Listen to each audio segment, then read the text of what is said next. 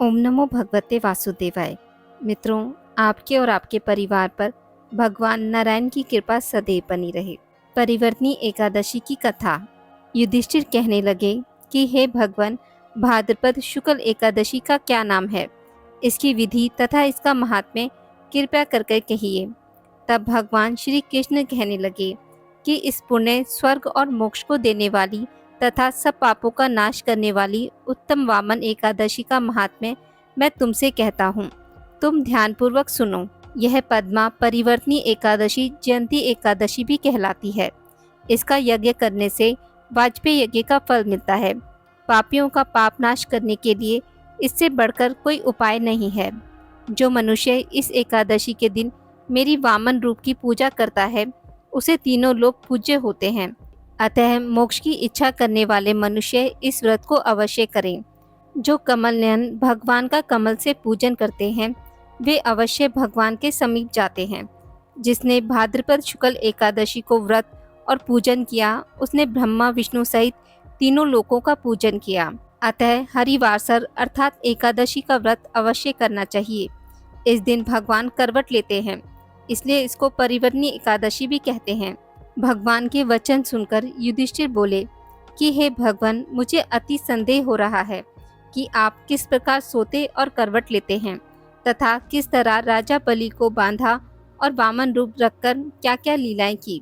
चातुर्मास के व्रत की क्या विधि है तथा आपके शयन करने पर मनुष्य के क्या कर्तव्य हैं, सो आप मुझसे विस्तार से बताइए। श्री कृष्ण कहने लगे कि हे राजन, अब आप सब पापों को नष्ट करने वाली कथा का श्रवण करें।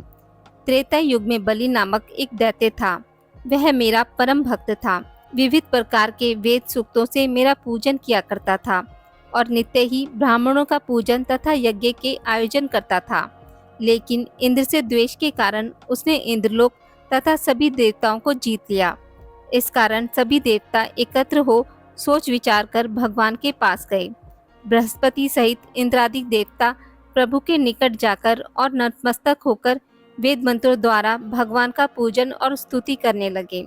अतः मैंने वामन रूप धारण करके पांचवा अवतार लिया और फिर अत्यंत तेजस्वी रूप से राजा बलि को जीत लिया। इतनी वार्ता सुनकर राजा युधिष्ठिर बोले कि हे जनार्दन, आपने वामन रूप धारण करके उस महाबली दैत्य को किस प्रकार जीता। श्री कृष्ण कहने लगे, मैंने वामन रूपधारी ब्रह्मचारी बलि से 3 पग भूमि की याचना करते हुए कहा, ये मुझको 3 लोक के समान है और हे राजन, यह तुमको अवश्य ही देनी होगी।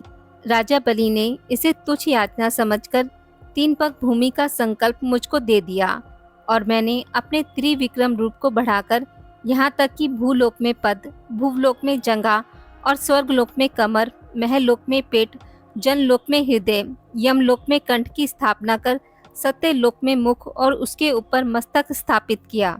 सूर्य, चंद्रमा आदि सब ग्रह गण, योग नक्षत्र, इंद्रादिक देवता और शेष आदि सब नागणों ने विविध प्रकार से वेद सूक्तों से प्रार्थना की। तब मैंने राजा बलि का हाथ पकड़कर कहा कि हे राजन, एक पद से पृथ्वी, दूसरे से स्वर्गलोक पूर्ण हो गए। अब तीसरा पग कहाँ रखूं? तब बलि ने अपना सिर झुका लिया और मैंने अपना पैर उसके मस्तक पर रख दिया, जिससे मेरा वह भक्त पाताल को चला गया। फिर उसकी विनती और नम्रता को देखकर मैंने कहा कि हे बलि, मैं सदैव तुम्हारे निकट ही रहूंगा। विरोचन के पुत्र बलि से कहने पर भाद्रपद शुक्ल एकादशी के दिन बलि के आश्रम पर मेरी मूर्ति स्थापित हुई। इसी प्रकार दूसरी क्षीर सागर में शेषनाग के षष्ठ पर हुई। हे राजन, इस एकादशी को भगवान शयन करते हुए करवट लेते हैं, इसलिए तीनों लोकों के स्वामी भगवान विष्णु का उस दिन पूजन करना चाहिए। इस दिन तांबा, चांदी, चावल, दही का दान करना उचित है। रात्रि को जागरण अवश्य करना चाहिए। जो विधि पूर्वक इस एकादशी का व्रत करते हैं, वे सब पापों से मुक्त होकर स्वर्ग को जाकर चंद्रमा के समान प्रकाशित होते हैं और यश पाते हैं। जो पापनाशक इस कथा को पढ़ते या सुनते हैं, उनको 1000 अश्वमेघ यज्ञ का फल प्राप्त होता है। आज की इस वीडियो में बस इतना ही। मित्रों, अगर आपको मेरी वीडियोस पसंद आती हैं तो इसे लाइक और शेयर ज़रूर करें और पूजा पाठ से जुड़ी जानकारी के लिए मेरे चैनल को सब्सक्राइब करना ना भूलें। धन्यवाद।